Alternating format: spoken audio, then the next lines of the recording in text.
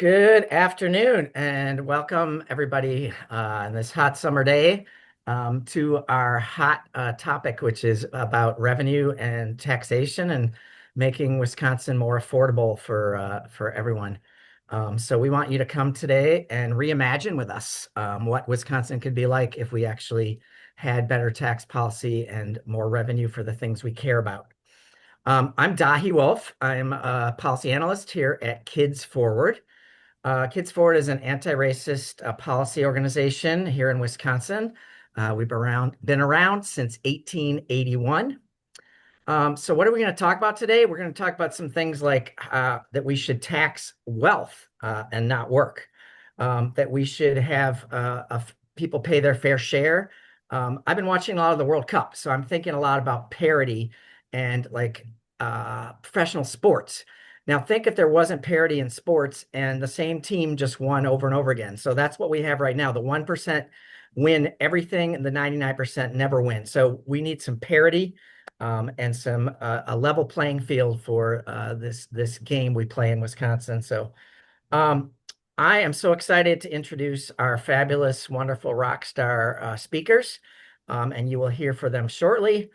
So I'll introduce them, then we'll do a little housekeeping, and then I'll introduce some of our internal staff that'll give you an overview. And then we're going to do a panel discussion with these three, and then there's also an opportunity for folks on the webinar to ask questions in the chat. So I'll start out with introducing our three folks. So from ITEP, the Institute on Taxation and Economic Policy, we have Eli Beverly Duke, CEO of the Wisconsin Aluminum Foundry. We have Sachin Shivaram. And then from LIT, the Leaders Igniting Transformation, we have Christabel Martinez. So now on to a little bit of housekeeping. First of all, it's wonderful that you're here. And if you couldn't be here in person or you know somebody else that would like to see this, we are recording this and we were happy to share it with whoever wants to watch it, and the slides and the recording. All you have to do is if you've registered and get the link, you will get that information for you. Second, please use the chat for two things. One, we'd love it if you introduce yourself and we know who's here on this webinar with us today.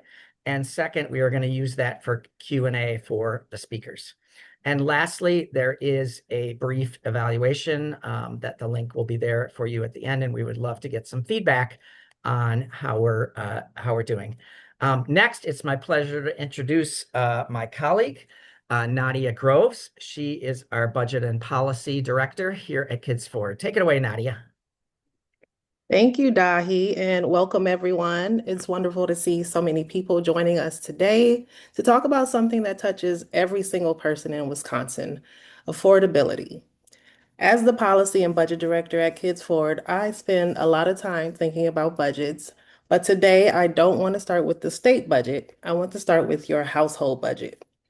Think about what affordability means in your own life. It's being able to pay rent or a mortgage without sacrificing groceries. It's finding childcare you can actually afford. It's filling a prescription without wondering what bill you'll have to put off until next month. It's knowing that if your car breaks down, one unexpected expense won't send your family into a financial crisis. Affordability isn't an abstract policy concept. It's about whether people have enough to live with dignity and opportunity. And here at Kids Forward, we've been thinking about affordability through a very simple equation. Affordability equals household income plus public supports minus essential costs. So your household income will be your wages from work. Public supports is our childcare, schools, healthcare, transportation. Essential costs are our housing costs, food, utilities. And when wages grow, having a family is more affordable. When public supports like affordable childcare, healthcare, tax credits, quality public schools, and transportation are strong, families have more breathing room. And when the costs of housing, food, healthcare, and other necessities become more manageable, families can build stability instead of just getting by. The challenge is that for too many Wisconsin families, this equation is not adding up.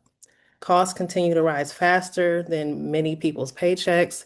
Families are making impossible choices between childcare and work, between medication and groceries, between saving for the future and simply making it to the end of the month. We hear these stories every day at Kids Forward, and while we often spend time talking about these challenges, there's one conversation that too often gets left out: revenue. So, if we're serious about making Wisconsin more affordable, we also have to be serious about how we pay for the investments that make affordability possible. These public supports that help working families don't appear out of thin air. They come into existence because we make collective decisions to invest in one another. That's why today isn't simply a conversation about taxes, it's a conversation about choices. It's about deciding what kind of Wisconsin we want to build and making sure our tax system reflects those priorities. That's what our movement, Reimagine Wisconsin, is all about. Reimagine Wisconsin is an invitation to think differently about what's possible for our state. Instead of asking, what can we cut? We want to start asking, what can we build? Instead of assuming scarcity, we want to have an honest conversation about the revenue needed to create opportunity for everyone. And the exciting part is that we don't have to imagine this from scratch. We can look to states that have shown a different path. New Mexico has made historic investments in early childhood education and family supports by making bold choices about how public resources are raised and invested. And right next door, our neighbors in Minnesota have expanded investments in children, workers, and families while demonstrating that a state can pursue economic growth and public investment together. Those examples remind us that policy choices matter. Budgets are choices, revenue is a choice, affordability is a choice. Wisconsin has the talent, the resources, and the people to become one of the most affordable places to live, work, and raise a family. Our challenge isn't whether it's possible, our challenge is whether we're willing to choose it. So today's conversation is about beginning that journey together. It's about getting real about revenue, not as an end in itself, but as the foundation for making life more affordable so every family living in our state can thrive. And with that, I'd like to turn it over to my colleague, William, our Government Affairs Director here at Kids Forward, who will help us dig deeper into the policy investments that can be made if we reimagined an affordable Wisconsin. Take it away, William. Thanks so much, Nadia. Good afternoon, everyone. I'm William Park Sutherland. I'm the Government Affairs Director at Kids Forward. I'm going to talk a little bit today about some of the key investments and why revenue matters for affordability. I'm also going to tease a little bit of how we can grow high and so that we have money to invest to make life more affordable for everyday Wisconsinites. We can't cut our way to prosperity and affordability, like Nadia said.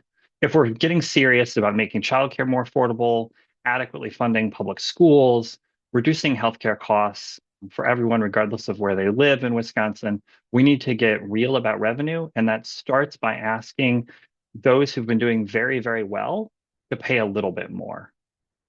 Real affordability isn't about temporary fixes or political spin. It's about solving the root causes of how we got here. Over many years, we've heard from people and community organizations all around the state. It's clear that families need three areas of investment. They need care that works, which means healthcare that's at a price that all Wisconsin residents can afford, childcare that costs no more than 5% of a family's income. They need work that pays, which means a living wage starting at $20 an hour that goes up as the cost of living increases. It also means expanding tax credits that help working families make ends meet. We also need communities that care. Communities that care asks for age-appropriate support for youth instead of new money for new youth prisons, and healthy school meals for all kids, regardless of their ability to pay for that and their family's income.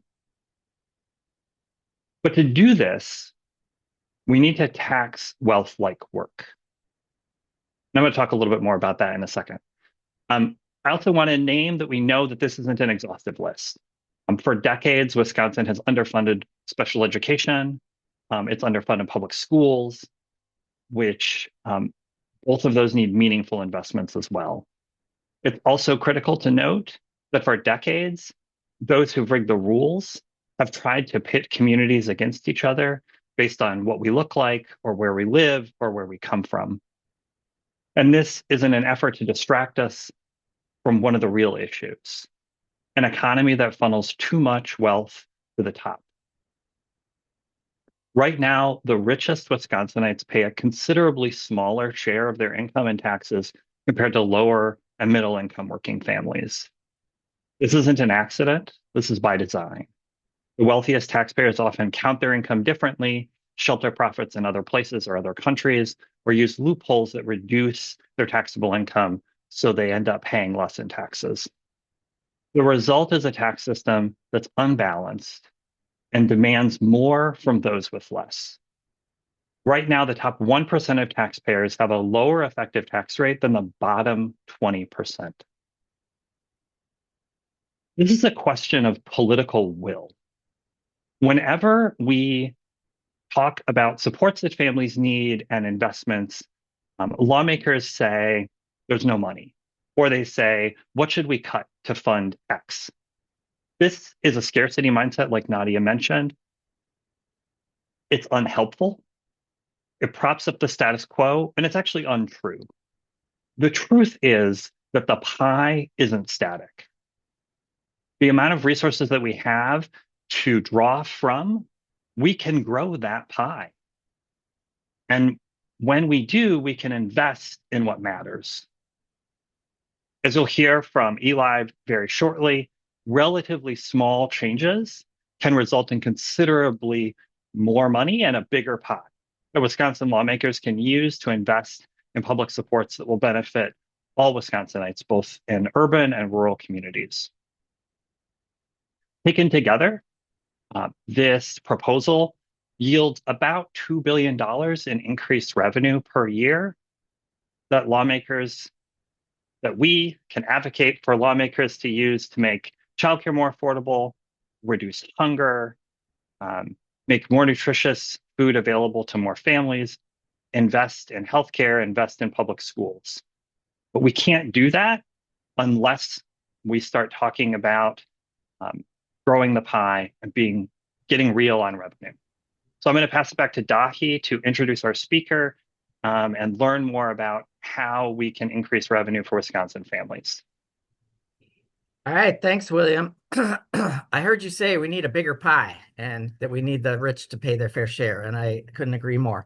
So we have Eli from ITEP to speak to us next and give us some of those details. So this part is called Getting Real About Revenue. So Eli, take it away. Hey y'all, it's great to see everybody, and I'm glad to be joining you here from beautiful Pittsburgh, Pennsylvania. I've got a couple slides that I think here we go, and let's get going. There we go. Great. So Wisconsin has a huge opportunity in front of you right now, and really the sky's the limit. Wisconsin is a big state, and it's a state that has the necessary state capacity to do what needs to be done on tax policy. So let's go to the next slide.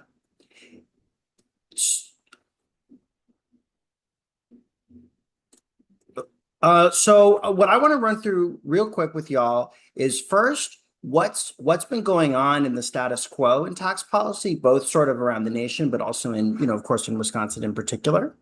Getting into how you guys are raising money now, and then we're going to get into some options for how things could be better. So we can go next. Yep. So, and I guess I'll start with a little bit about myself. I'm Eli Byerly-Duke. I'm a state policy analyst here at the Institute on Taxation Economic Policy. We're a nonprofit, nonpartisan think tank. We're based just off K Street in DC, but we on the state team live all over the country. I'm in Pennsylvania, and we do tax policy research. We're counting money, we're counting the people's money, and we're seeing how and from whom it is raised. And in case you ever need to know any of that. We can go on to the next. And so the basic fact, which we tabulate every few years in our signature report, who pays, we measure for state and local taxes all across the nation, all 50 states plus the District of Columbia. I've got my eyes on the Commonwealth of Puerto Rico, but it's not quite comparable. We're looking at how much are people paying overall from all the taxes being paid to state and local governments. And as you can see from this map, on the whole, what's happening is the top 1%, the rich, are paying very little, the least in almost all states. We can move to the next slide. And that's called a regressive tax code. A regressive tax code is where the poor pay more and the rich pay less. And on the next slide, you'll see a sort of graphic example, but this is the way that most state and local tax codes are set up, is that the rich are paying very little. We can go forward one slide, please. Yeah, there we go. So this is what you can see on the far side. You've got regressive. This is when the poor are going to pay more as a share of their income than the rich. What is more fair is a progressive system, and that's where the rich are going to pay more as a percentage of their income, which they can easily afford to do, than the poor. And as you saw on that map, most states, including Wisconsin, have a regressive overall code, but that's something that we can change. So let's go to the next slide, and you can get a look at how things are as it stands. So this is all in the context of federal policy that is absolutely totally favoring and on behalf of the rich. So the wealthiest families in Wisconsin, so these are people who are making $800,000 in income every year. They just got a tax cut worth almost $70,000 every year. Whereas the sort of the middle class, we're talking families earning between probably like about 60 to 100,000, got 1,600. And so this is what the feds are doing. And so Wisconsin is right now in this moment is dealing with high income families in Wisconsin. And these are for the most part people who, because they have a lot of income, they're working. These are your physicians, these are your high earning lawyers, these are people who own companies and have done very well. They have just gotten an enormous tax cut and can certainly afford to pay a little more to support their state and local governments. We can go to the next slide. And this is a reality that thankfully Americans see and understand pretty accurately. Only 12% of Americans think the rich pay too much, and only 7% of Americans think corporations are paying too much. At ITEP, we found across the nation, including in one of the states I cover is West Virginia. In West Virginia, in California, everywhere, we find that regular Americans understand that the game is rigged and that the wealthiest people and the largest corporations don't have to pay taxes in the same way that regular people who work for a living do. We can go to the next slide. And that's what's happening in Wisconsin, is that you have a tax code where the top 1% is paying about 6.5% of their income in state and local taxes, and the bottom 20% is paying almost 11%. And you can see that where that starts to fall off, who this tax code is really written for, is that top 20% of earners. And really, it's that top 5%, and that's people who are making, not just a little bit, but comfortably into the six figures. We're talking filers with 260,000 in income a year and up, and in that top 1%, 600,000 and up. And those are the folks who are paying the least and can certainly afford to pay more. So let's talk a little bit about how the state might find some more revenue. And we can go on to the next slide. The income tax, that's the answer. You can see here a stack. This is showing you what taxes are being paid right now. Many people, when they think taxes, they think income tax, which makes sense. You get a piece of paper at the end of the year on your tax return. You see how much money you made, how much you paid. Property taxes, people have some insight into too. But for most residents of Wisconsin and most residents anywhere in the US, the biggest state and local tax that they pay is the sales tax. And you can see that in this graph. To the top 1%, that blue bar, sales, very little. For the working poor, the working class, and even into the middle class, the sales tax is most of what they pay. So what we want to focus on for progressive revenue is that gray bar at the bottom, the income tax. And that includes both the personal income tax, that's what you pay every year to the state, and that also includes corporate income taxes, which is what corporate entities pay. We can go to the next slide, and let's look at where we can find some money. This is happening all over the country. So what I would really encourage Wisconsin to do is to look at other states, at other policies that have already been enacted and that are successful. I think in a blue sky moment, if legislators, legislators, or governors want something dramatic and new, like I can get creative. I could make something up too. But to start with, we can just look at what's already happened, what we know works. And you have lots of great examples from other states. Washington, Maine, Hawaii, Rhode Island, New Mexico, Vermont. That's just this year. And Minnesota, right next door, is a great example of a progressive tax code. And we can go to the next slide. And so there's basically two approaches here. One is you can raise rates. That's the tax rates that you're familiar with, the percentage of income that you pay in a graduated way. You could take those percentages up. And the second is you can close loopholes. And I think this is a really critical, especially if you want to raise taxes on the very richest. Remember, for them, income is for suckers. Their money does not work like you and I's money.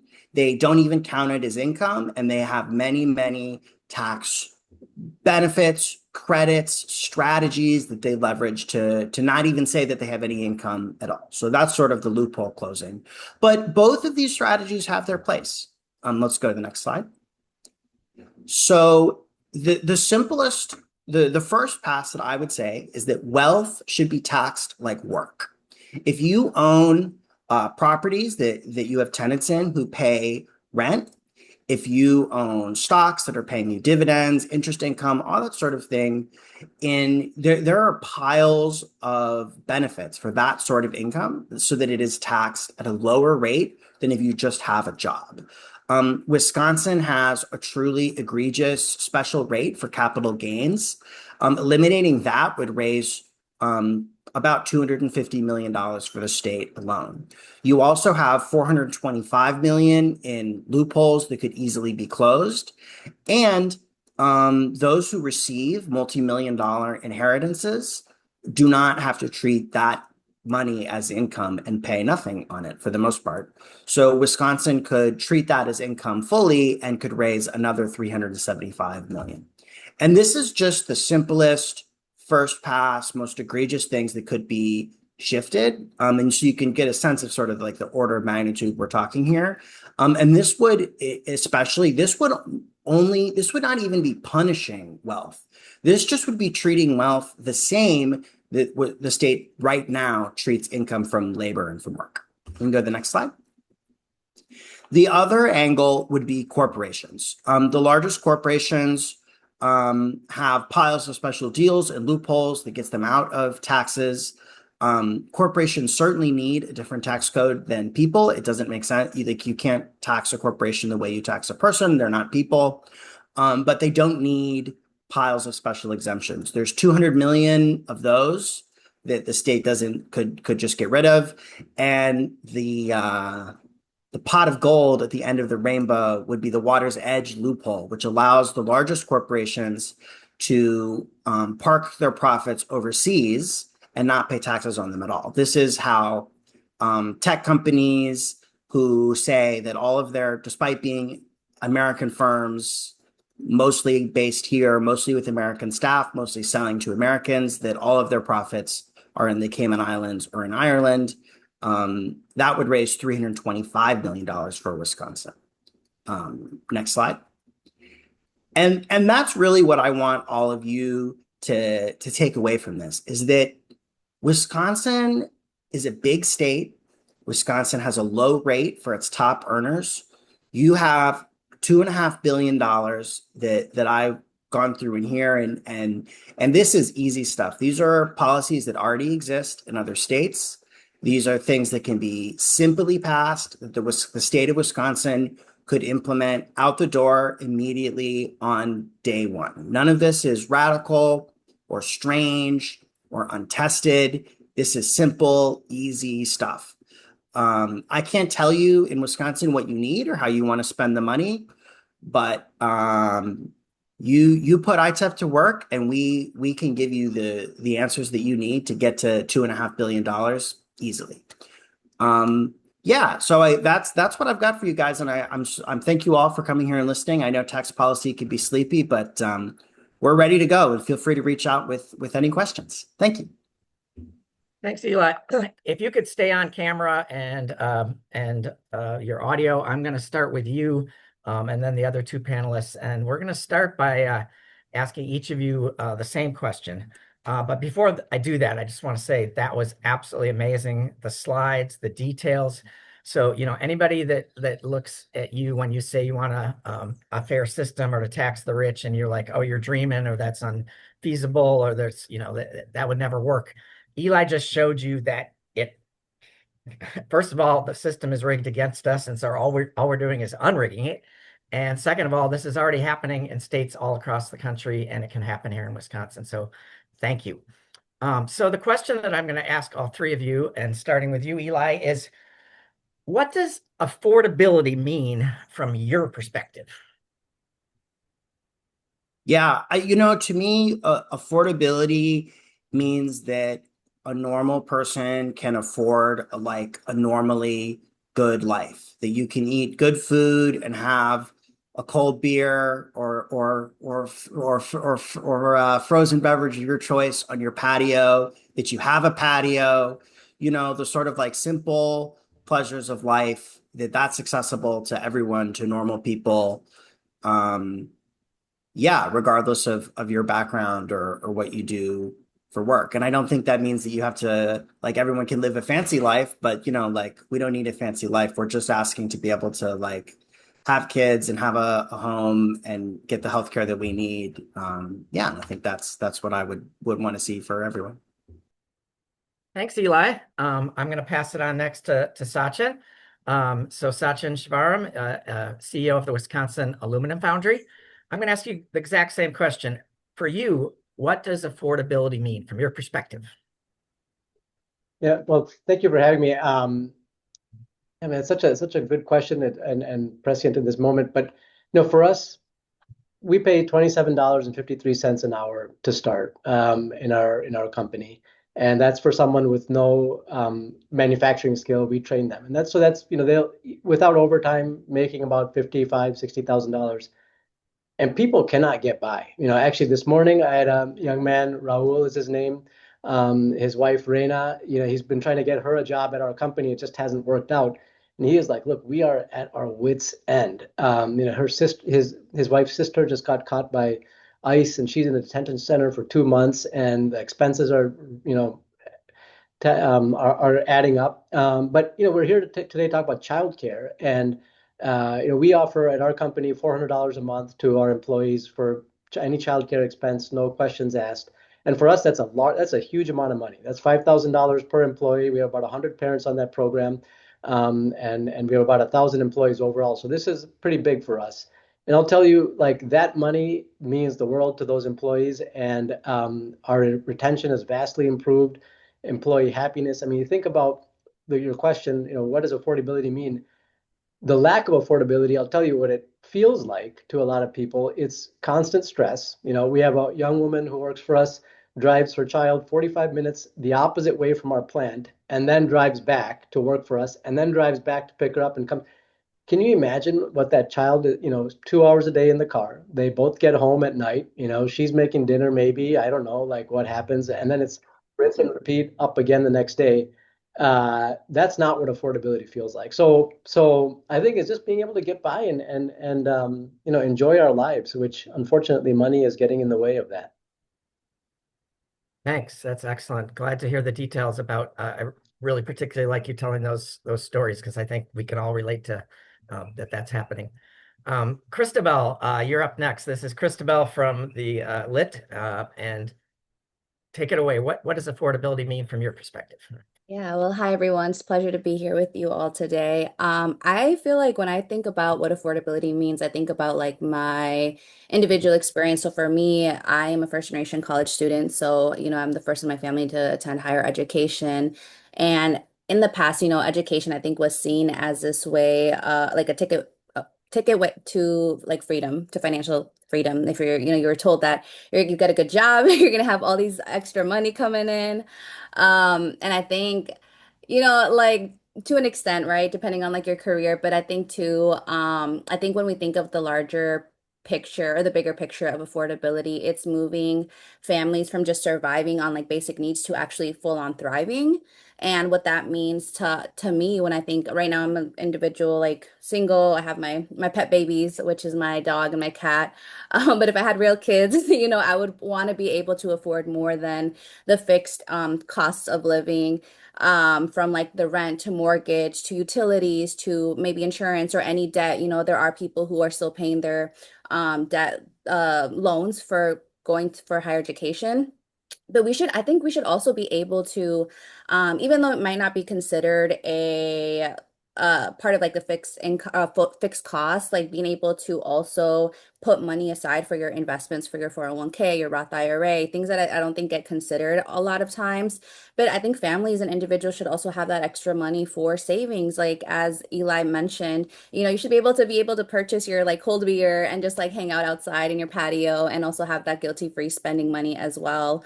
And I think like if I were to have kids, I would be able to take them to like the water park or whatnot, and like expenses that again, I don't think we always think about when we think about like the basic needs, but also like being able to have a happy and healthy lifestyle as well. So that's what I think when we talk about affordability. Thanks, Christabel. I like the rhyme there. Thriving, not just surviving. So that's great. Um, that was awesome with those different perspectives, and I can't wait to hear your answer to this next one, because I think what we're trying to do today is connect affordability with our state tax policy. So, Eli, you just spent 10 minutes telling us this, but why does revenue matter?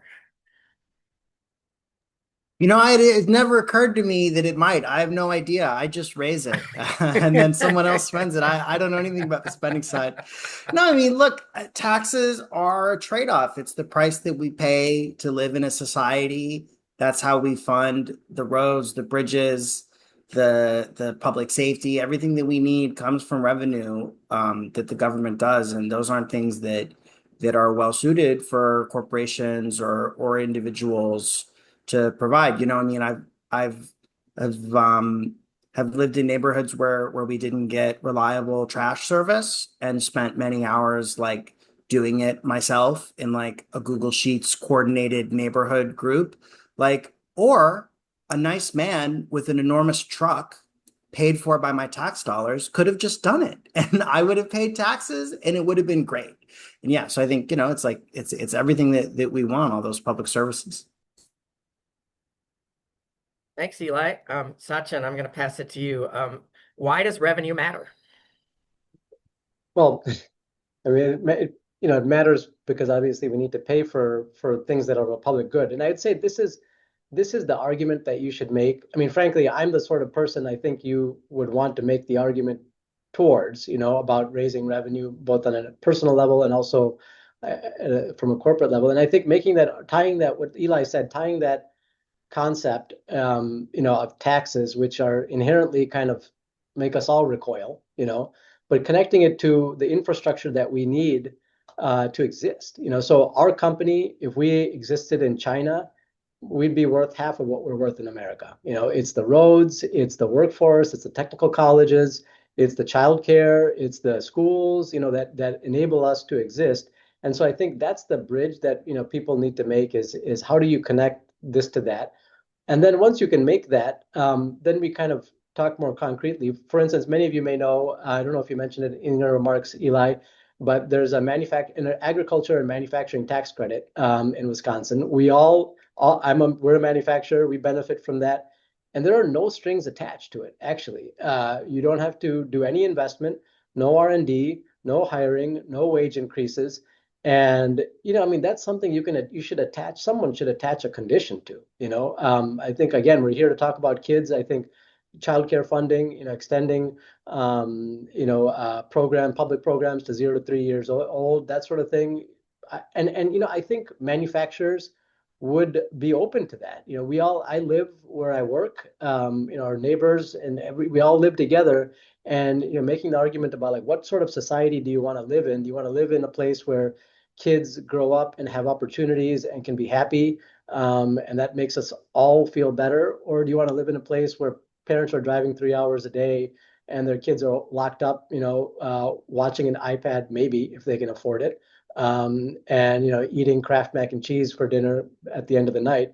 I don't think any of us want to live in that sort of place. And so I think this is, revenue obviously matters. Connecting it to the freebies that exist, I agree. Income derived from wealth taxed lower than income derived from labor is, an obvious place to start. Things like the manufacturing tax credit, another obvious place to start. Tying it to conditions and making that argument that, hey, what sort of world do we want to live in? Thanks, Sachin. I love that you brought up childcare and kids, and I think, it's a little bit like the canary in the coal mine. I think you look at a state, you look at a country, you look at a community as to how they treat their kids and, what investment they make in them, and that kind of is an indication of how the whole society functions and is supported or not supported. So thank you for stressing that. Christabel, last one, same question. Why does revenue matter?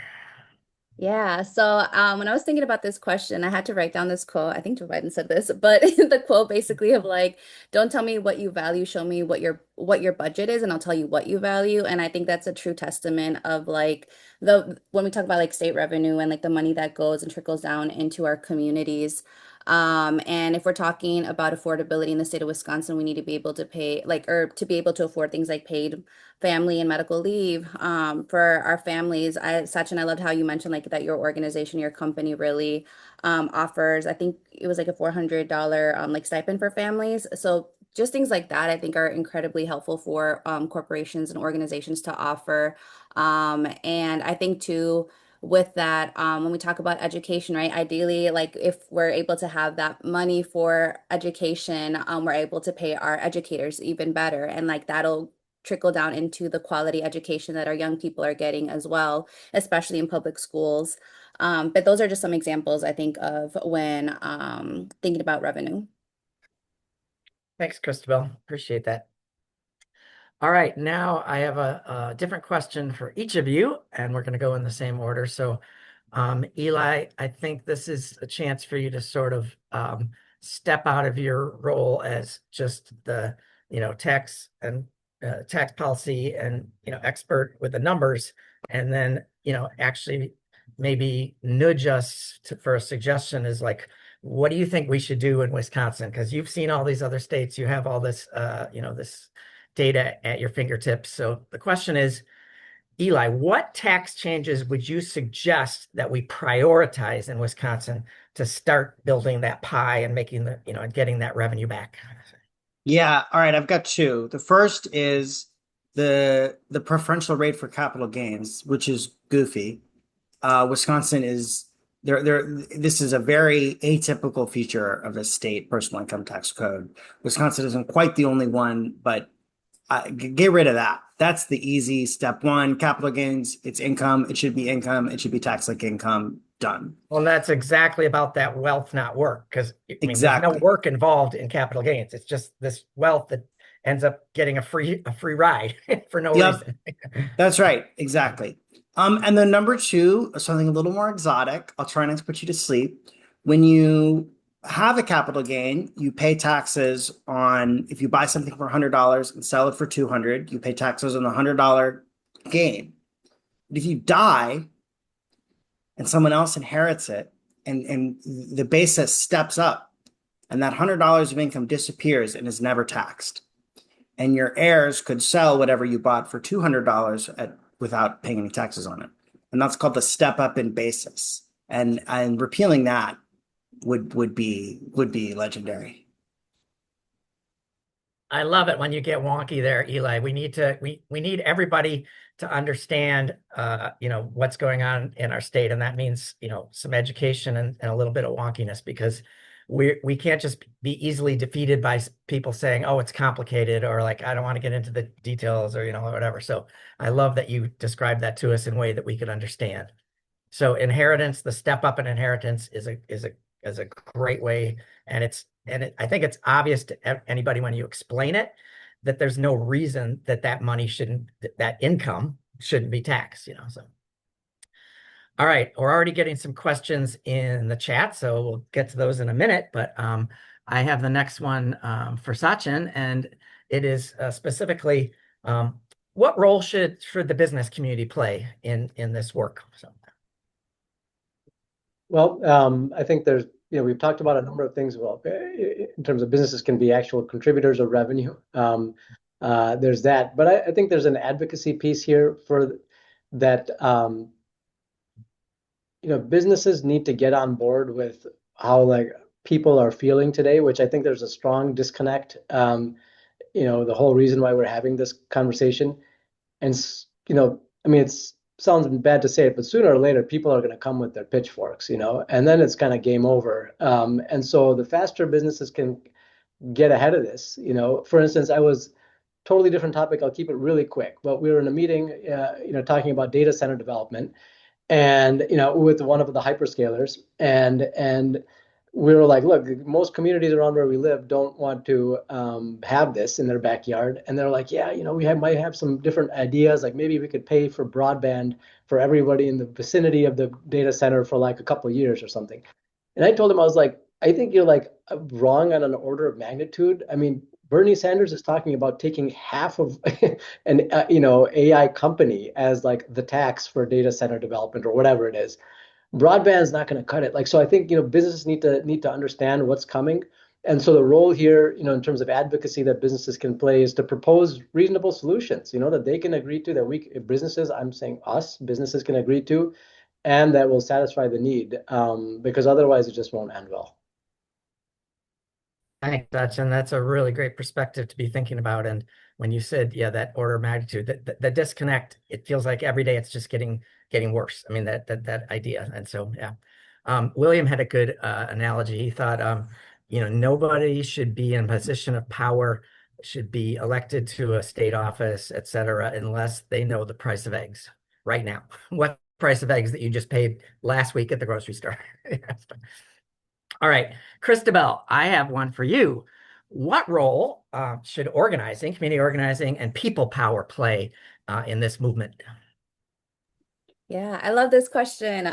So for those of you who are not familiar with LIT, Leaders Igniting Transformation, in my day job, so we focus on year-round organizing, civic engagement, leadership development, and advocacy and direct action. And the department where I work and oversee is our civics department, which is our community-based organizing program, and then electoral program as well with our canvassers, and then our public policy campaigns as well. And so I think when we're kind of breaking down like this question of what organizing and people power play looks like, I think at the foundation, it has to start with civic education.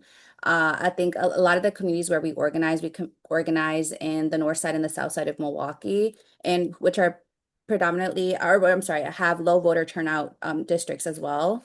And so a lot of our time when we're at the doors or hosting community events on a monthly basis for the community to come, it's all centered around education. Do you know who your elected official is? Do you know how to contact your elected official? Do you know about the different budgets at the city level, at the county level, at the state level? How does the state level, kind of like we're talking about right now, impact local governments or local counties?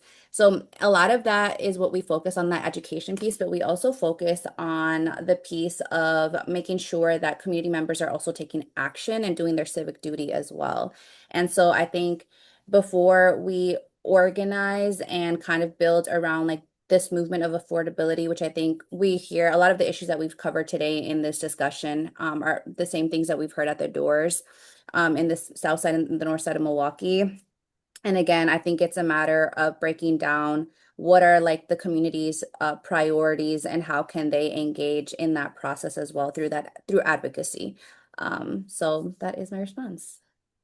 So I heard you say education and action in a nutshell. Yeah. Okay. Great. We actually have a question in the chat, so I'm gonna start with that. And then I'm gonna open it up to any of the three of you, or all three of you to give an answer. But the question is from Bruce, and he says, what are some of the most common pushback arguments you hear against proposals to tax wealth and to invert the tax code so that it's more progressive? What do you hear out there when these things get mentioned?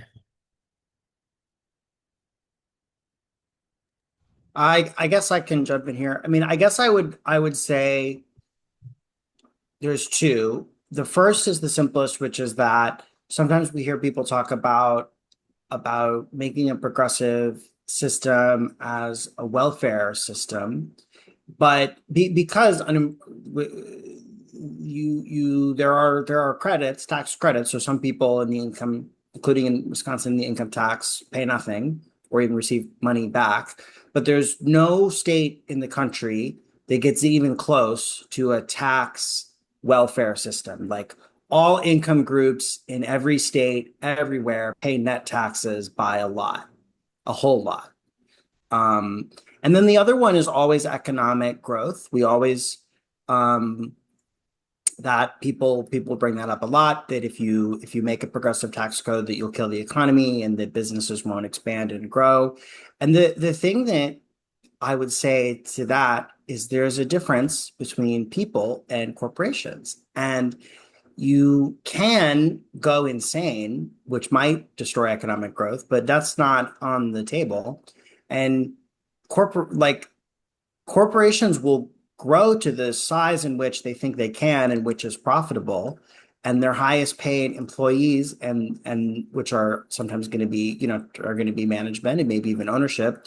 And their individual capacity might have to pay more, but there is a gap. The corporation itself that's like not their priority. Their priority is their business that is making stuff. And so it's like fine, like you just need to make sure that the corporations can still do business, and it's just like not a problem. And states like California are doing great. Like California is the cutting edge of economic growth in the world, and their progressive income tax didn't get in the way of that. In fact, it helped. Yeah, I mean, you hear this argument over and over again in Seattle or in New York or in California or the places that have raised taxes of like, oh, everybody's going to leave, the corporations are going to leave, the rich people are going to leave. And you can look back in the New York Times 20 years ago, they were saying exactly the same thing. And they just repeat these arguments that actually don't play out. And so I think you're very accurate there.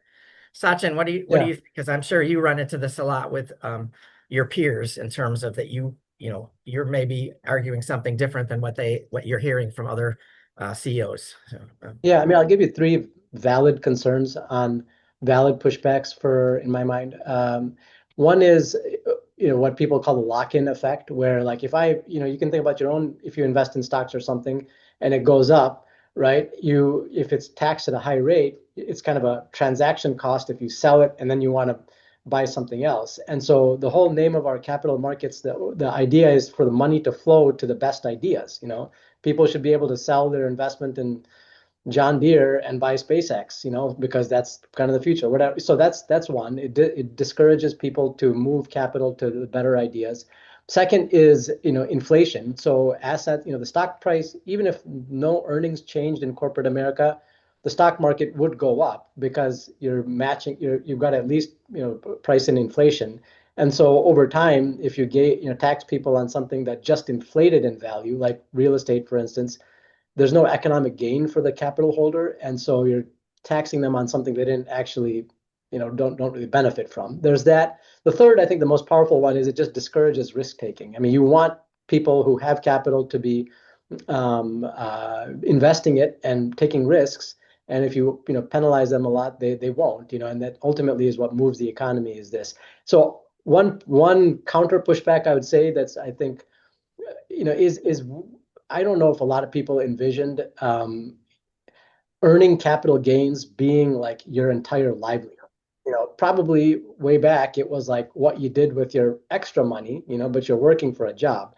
Now we have a whole giant industry with trillions of money, the private equity industry, and all these wealth managers whose whole job is to manage wealth, and then they get taxed on their own work at a capital gains rate.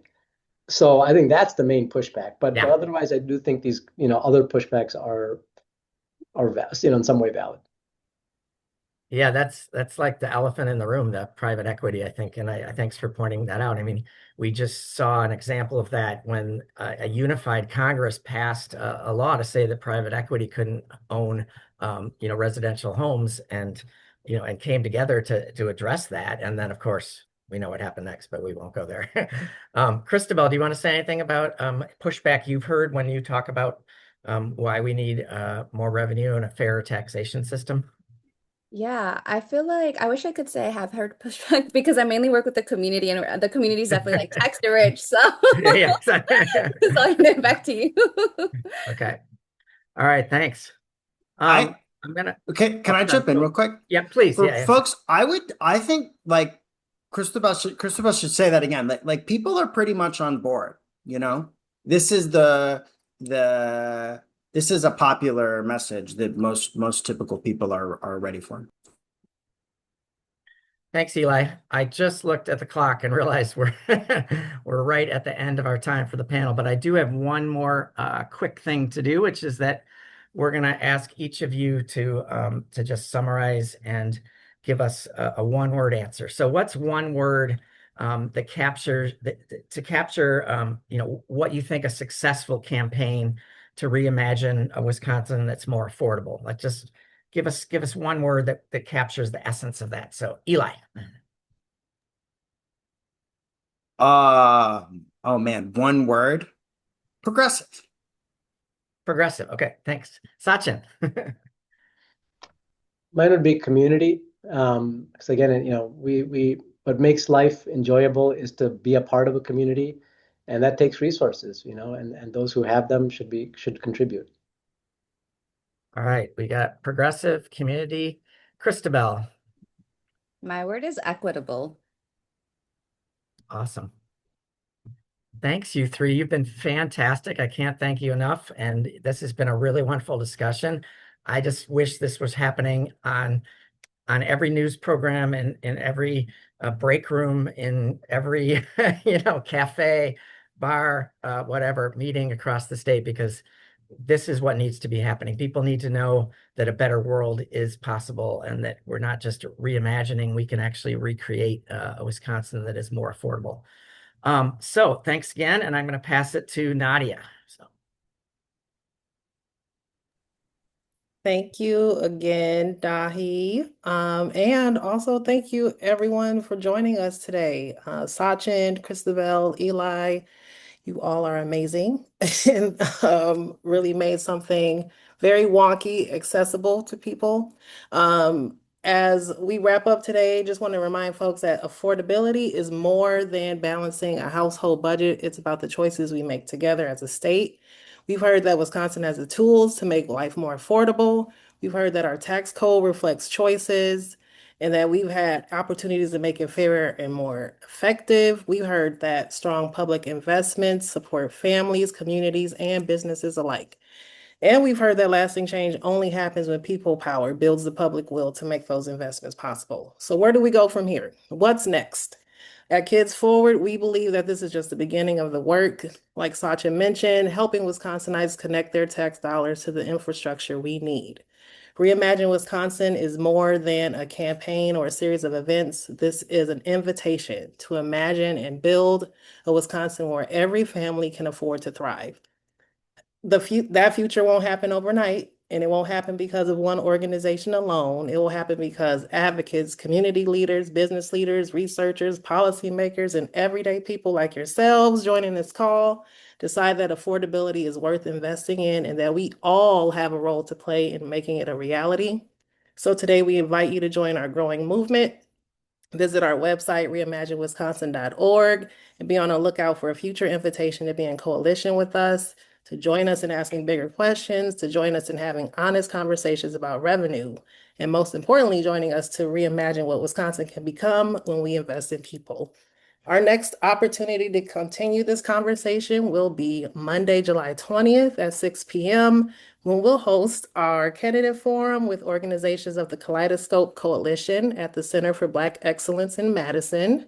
We hope you'll join us there as we continue engaging communities and leaders about the future we want to build together. And also there's a poll that's going to be launching in a few that Dahi can talk more about, but thank you all again, and we look forward to continuing this journey with you. Back to you, Dahi.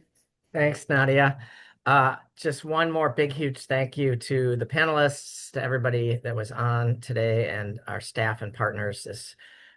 We all need to work together to make this happen. And as you can see from the slide, Monday, July 20th is the candidate forum that's coming up with Kaleidoscope. And then also we have a link to an evaluation, and we would love your feedback. It's really helpful to make this the best kind of information and the education and advocacy that we can. So there is the link to the evaluation. So I think that's it. We're right at time, and take care, and thanks from Kids Forward.